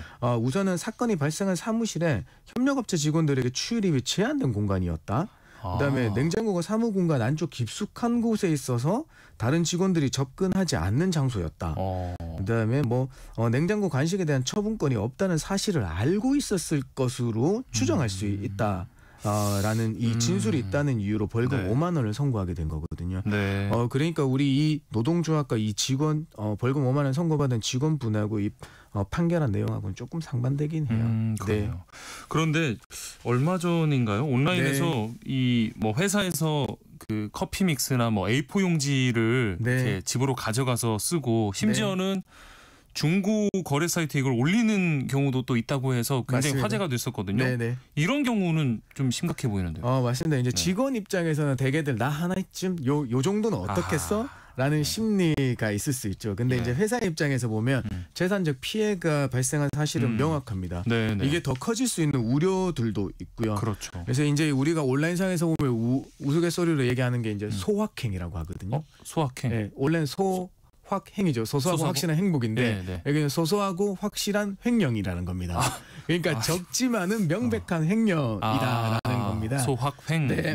그렇기 때문에 뭐 사소해 보이는 사무용품 반출이나 심지어는 개인적인 이 출력물을 회사에서 대량으로 하시는 분들이 있어요. 맞아요. 네, 그러니까 이게 단순히 뭐 한두 번 정도는 회사에서 우리 뭐 상관이나 뭐 다른 동료자들이 봐줄 수도 있는 거지만 네네네. 이 지속적이고 반복적인 경우에는 우리 직장 질서 유지에 저해되는 행동이 분명합니다. 그렇죠. 네. 그래서 이 징계를 받으실 수 있다는 점을 염두에 두시고 행동하셔야 될 것 같아요. 네. 그래서 사실 회사가 대체적으로는 구두 경고, 안 되면 징계 다음에 그다음에 좀 심하면 횡령으로 고발하게 되는 거거든요. 그렇죠. 근데 이 소개해드리는 사건은 이거 다 건너뛰고 바로 절도죄로 고소한 사건입니다. 그렇습니다.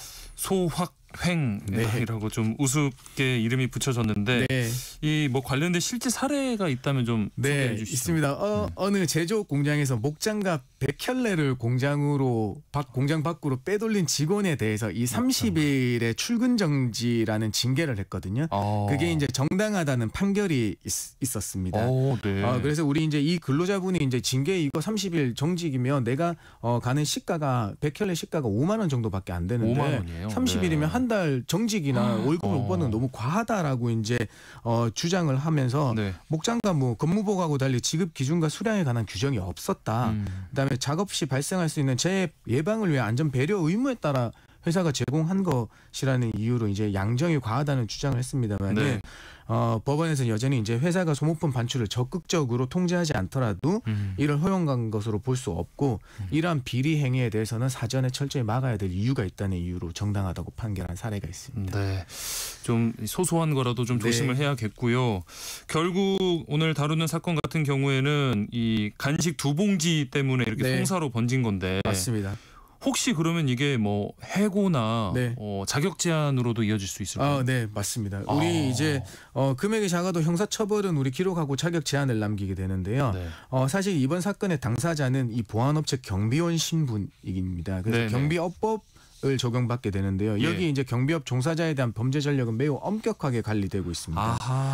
경비업 종사자가 이제 형사처벌, 특히 절도와 같은 재산 관련 범죄 유죄 판결을 받으면요, 결격 사유에 해당하고요. 그다음에 금고 이상의 형이 확정되면 형 집행 종료 후 5년간은 경비원으로 재취업이 불가능합니다. 그렇겠네요. 그러니까 대부분 우리 취업 규칙이나 사규에서는 이 재직 중에 이런 형사처벌 이제 이런 게 있으면은 바로 자격이 박탈되게 만들고 채용이 취소되고 그 해고에 이를 수 있거든요. 그러니까 얼뜻 보면 벌금 5만 원까지 회사하고 저렇게 다투나라고는 이제 생각하실 수도 있지만 이분은 이 직업을 잃게 되는 위기가 다가온 겁니다. 그렇죠. 그러니까 다툴 수밖에 없어요. 당사자 입장에서는 생계가 막히는 꼴이 되니까 당연히 항소할 수밖에 없었고 이 항소심에서는 또 시민위원회가 열린다고 하던데 이거는 어떤 역할을 하는 건가요? 사실 이제 검찰 시민위원회 같은 경우에는 우리 검찰이 이제 기소 독점만 가지고 있었잖아요. 이게 기소 독점주의 폐해를 견제하고 이제 수사의 공정성을 높이기 위해서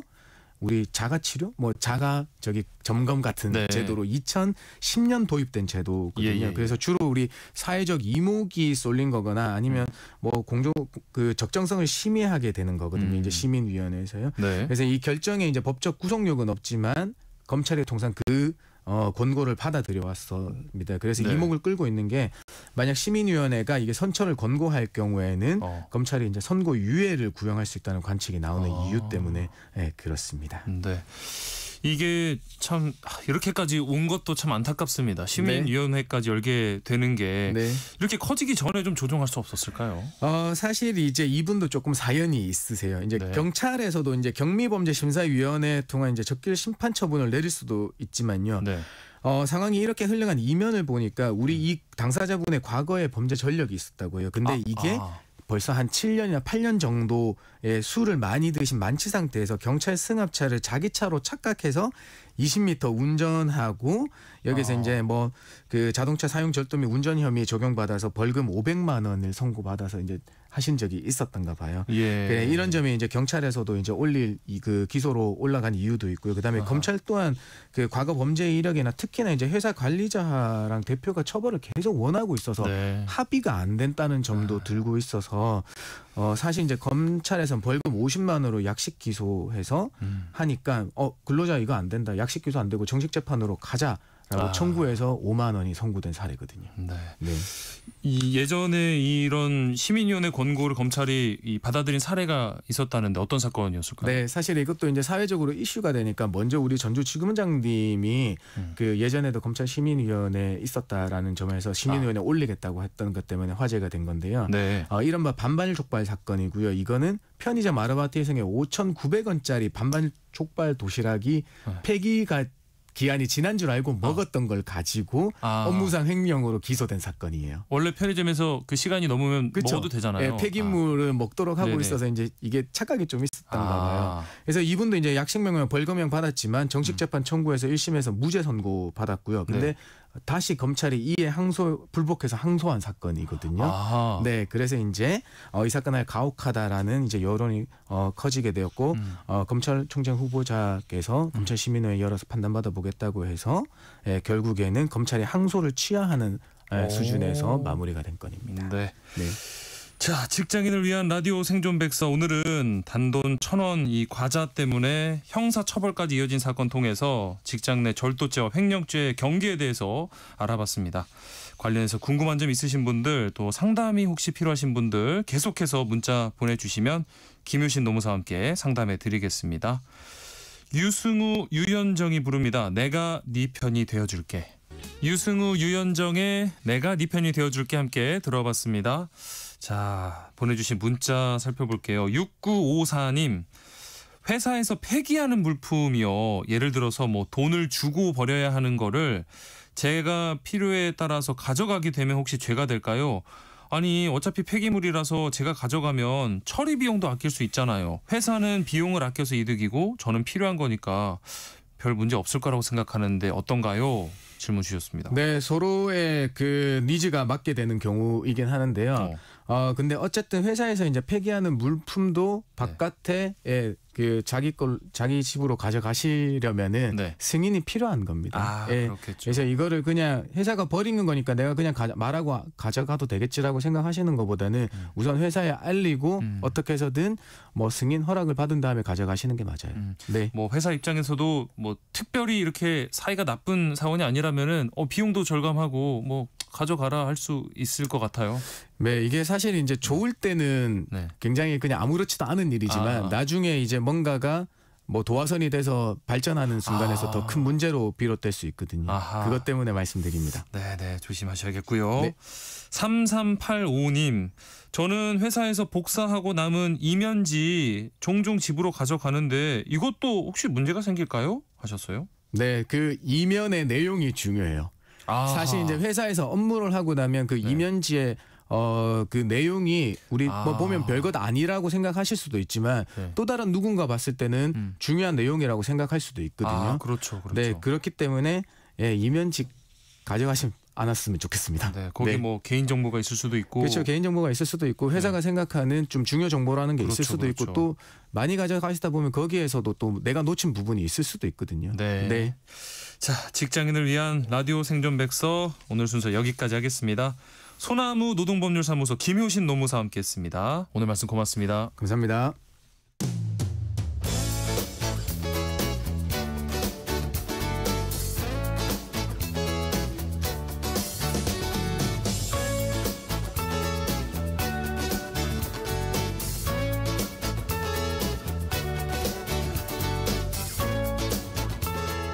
청취자 여러분의 책장을 알차게 채워드리는 이다혜 북마크 시내 21 이다혜 기자 나와 계십니다. 안녕하십니까? 안녕하세요. 자, 해마다 이맘때 이 노벨상 발표를 하잖아요. 그렇죠. 추석 연휴 동안 또 시끄러웠는데 우리 북마크 코너 챙겨 듣는 분들이라면 또 궁금하셨을 것 같습니다. 노벨 문학상 결과 나왔죠. 헝가리 작가인 크라스나 호르카이 라슬로라고 하는 작가가 이번에 상을 수상을 했습니다. 네. 그래서 사탄탱고라고 하는 작품이 대표작이기도 하고 데뷔작이기도 한데요. 네.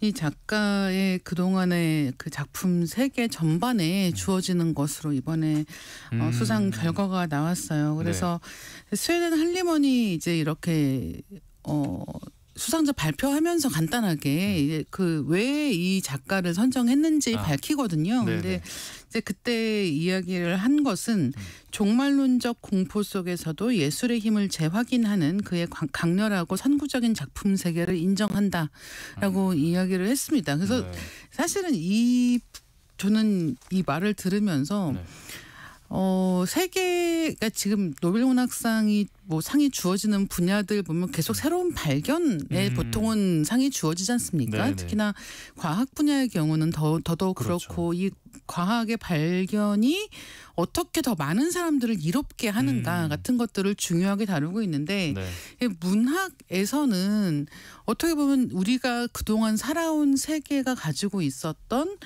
뭐 고통이라든가 상처라든가 하는 것들을 어떻게 잘 다루어내는가 문학의 힘은 거기 있는 것이 아닌가라고 생각하는 그런 수상 결과가 이번에도 이어진 게 아닌가라고 생각을 했고요. 네. 이 종말론이라고 하는 표현이 묵시록적이라고 하는 표현이 이 작가의 작품 세계에서는 굉장히 자주 언급되는 표현이기도 한데요. 네. 그런 것들을 염두에 두고 한번 책 읽어보셔도 좋을 것 같습니다.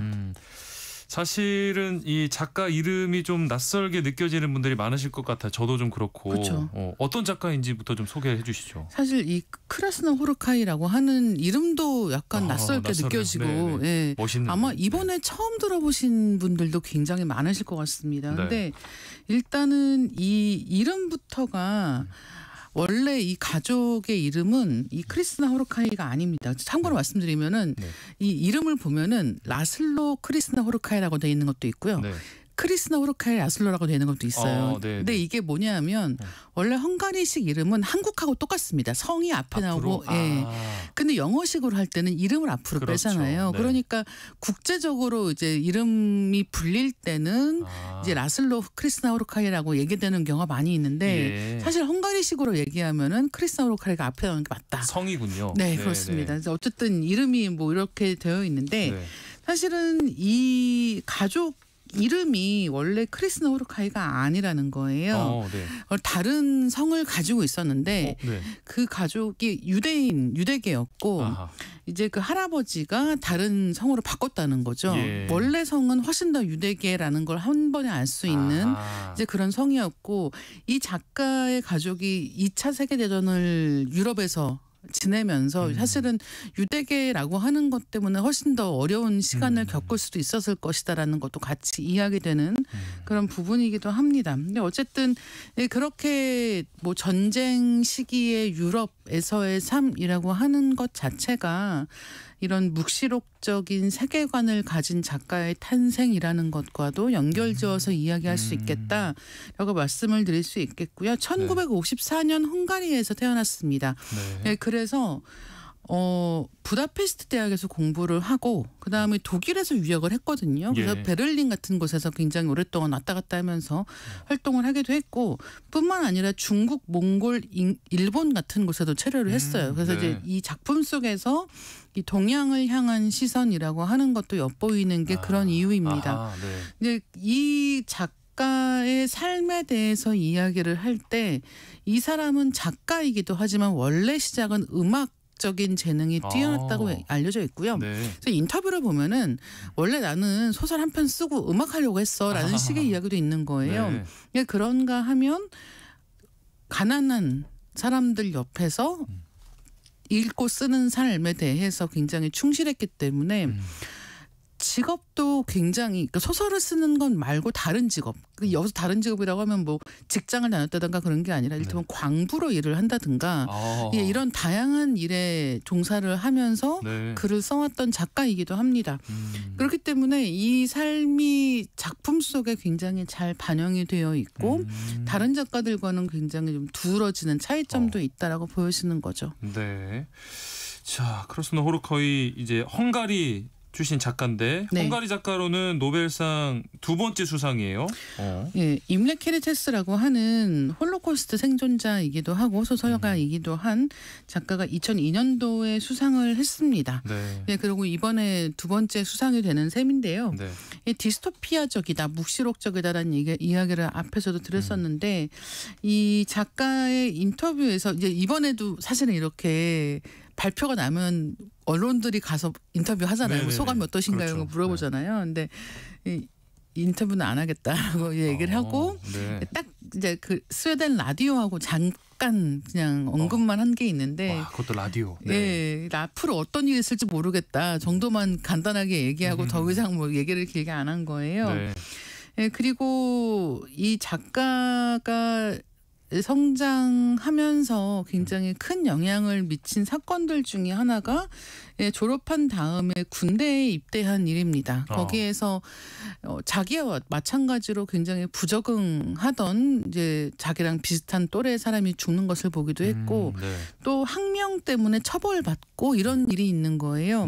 이제 그러면서 자기가 원하는 이제 이 어떤 창작의 형태로서 소설 쓰기에 점점 가까워졌던 것으로 보입니다. 네, 그러면서 사탄탱고라고 하는 작품이 1985년도에 나오는데요. 첫 작품이기도 하고 대표작이기도 한데 이제 이 여러분들이 이 크리스나 호르카이라고 하는 작가의 이름을 잘 모르시는 이유 중에 하나가 읽어보시면 되게 어렵습니다. 어려운 책이라서. 그래서 굉장히 너무 낯선 거예요. 그 어렵다라고 하는 게 다른 게 아니라 굉장히 낯설다라는 감각을 많이 갖게 되고 특히나 최근으로 올수록 문장이 점점 길어지는 거죠. 네, 그러면서 이게 어떤 이야기를 하는지 우리가 익숙해 있는 대중적인 화법으로 얘기하는 작가가 아니기 때문에 약간은 어렵게 다가올 수는 있다라는 말씀 먼저 드려야 될 것 같습니다.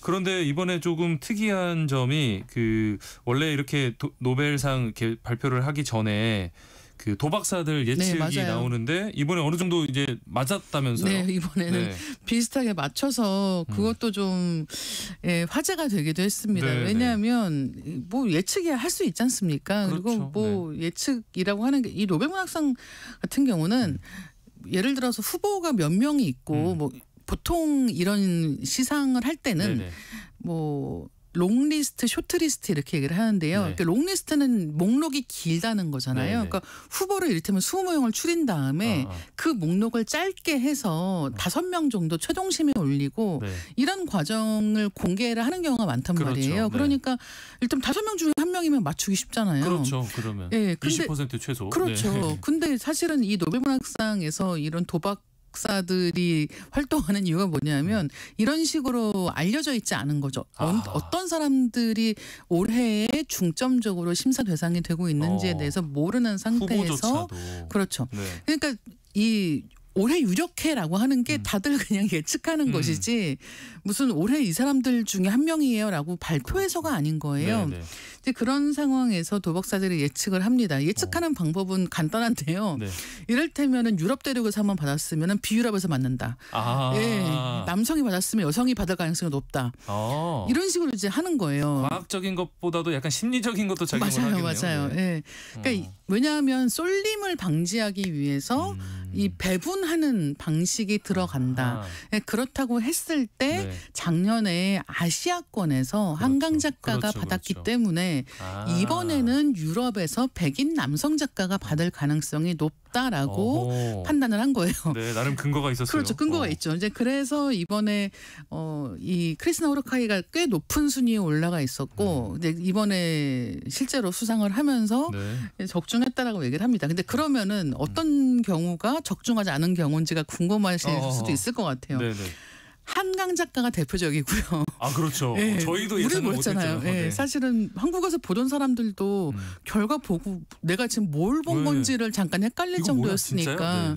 네, 그런 경우고요. 그다음에 제일 대표적인 경우가 그 미국의 뮤지션 밥 딜런이 받았을 때입니다. 아, 맞아요, 맞아요. 그때 저도 충격이었어요. 회사에서 야근을 하고 있었는데 갑자기 음반사에서 보도 자료가 온 거예요. 그러니까 보통은 이 노벨문학상 수상 결과가 나오면은 출판사들에서 그렇죠. 우리 회사에 이 작가의 어떤 책이 있고 이 작가 어떤 작가다라는 것을 보도 자료를 뿌린단 말이에요. 근데 이제 출판사들은 다 이게 뭐야 하고 있는 사이에 이제 음반사에서 쉬고 있다가 부랴부랴 보도 자료를 냈던 기억이 있거든요. 근데 이런 경우는 예측이 완전히 빗나가는 이제 그런 사례입니다만 올해는 이제 적중했다라고 얘기를 하고 있는 거죠. 내년에는 또 예측이 또 어려워질 것 같은 생각이 드는데 이 크리스 크로스는 호르커이 작가 작품 한국에서도 번역돼서 출간된 작품들이 있죠? 일단 대표작이라고 하는 사탄탱고가 있고요. 그다음에 저항의 멜랑콜리, 라스트 울프, 서왕모의 강림, 세계는 계속된다 이런 작품들이 쭉 번역이 되어 있습니다. 그리고 아마도 뭐 이렇게 상을 받기도 했으니까 다른 미 번역작들도 번역이 되지 않을까라고 생각을 하고 있고요.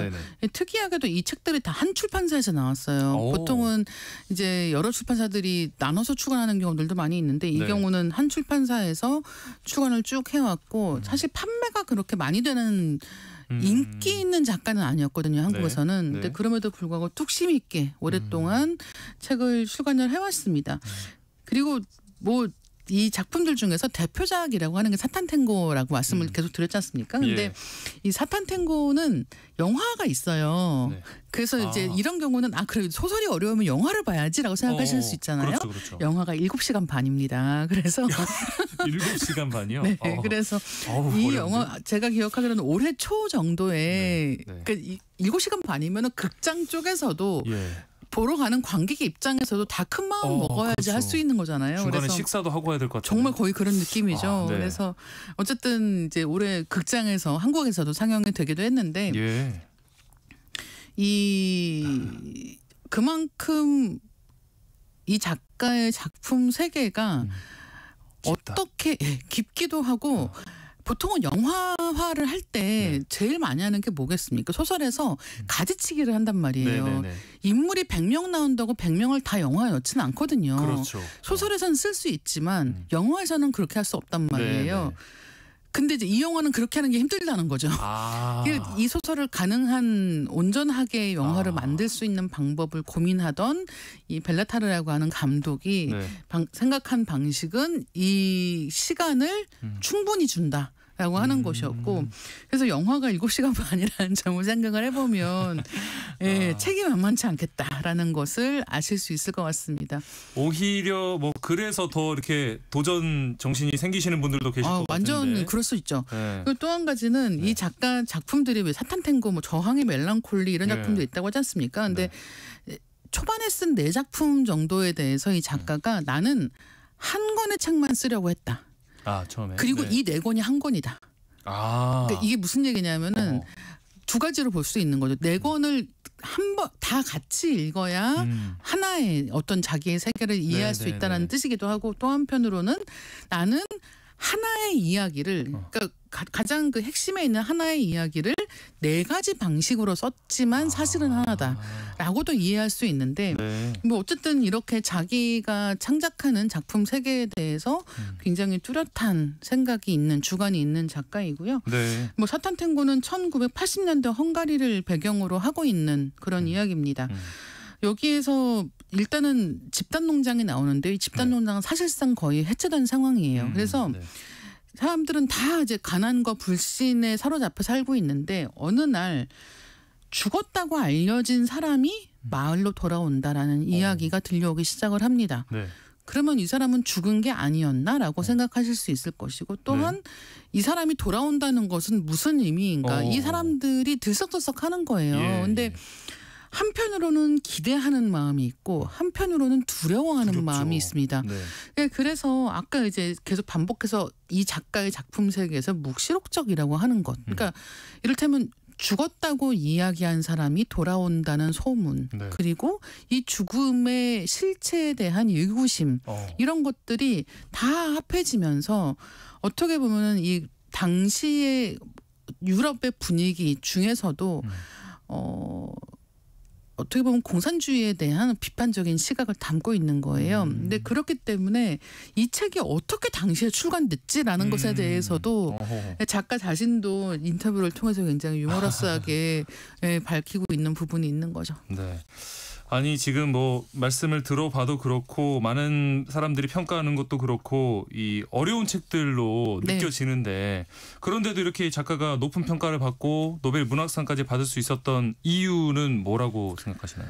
이 작가에 대해서 이야기를 할 때 느리게 흐르는 용암 같다는 얘기가 있어요. 그러니까 왜 뜨거운데. 물이 그쵸? 네. 물이 보통 쏟아지면은 콸콸콸콸 하면서 정신을 차릴 수 없는 사이에 휩쓸고 지나가잖아요. 그렇죠. 네. 이를테면 댐이 무너지거나 이런 경우를 생각해 보시면 그렇죠. 근데 그런가 하면 용암은 어떤가? 용암 흘러내려오는 거 보면은 이거는 굉장히 뭐라고 할까요? 밀도가 높다고 해야 되나? 그러니까 굉장히 느린 속도로 천천히 오는 것 같단 말이에요. 근데 너무나 온도가 높기 때문에 오면서 모든 것을 다 없애버립니다. 그만큼 강렬하고 뜨겁다라고 이야기를 할 수 있을 것 같은 거예요. 이 책을 읽으실 분들은 초반에 너무 어렵다라고 느끼실 수도 있기는 한데요. 근데 그럼에도 불구하고 인터뷰 같은 거를 먼저 읽어보시면 조금은 이 작가에 대한 호기심이 강해서 한번 이 이야기를 끝까지 읽어보고 싶다라는 마음이 드실 것 같습니다. 네, 용암 같은 작가 2025년 노벨문학상 수상자인 크러스너 호르커이 작가의 작품들 살펴봤습니다. 다음 주 수요일에도 이다혜 기자가 찍어놓은 북마크 공유해드리겠습니다. 오늘 말씀 고맙습니다. 네, 감사합니다. 세상의 모든 정보 오늘 순서 여기서 마무리합니다. 모바일 쿠폰 당첨자는 홈페이지 공지사항에서 확인하시고요. 저는 내일 다시 찾아뵙겠습니다. 행복한 오후 보내세요. 아나운서 임지웅이었습니다. 고맙습니다.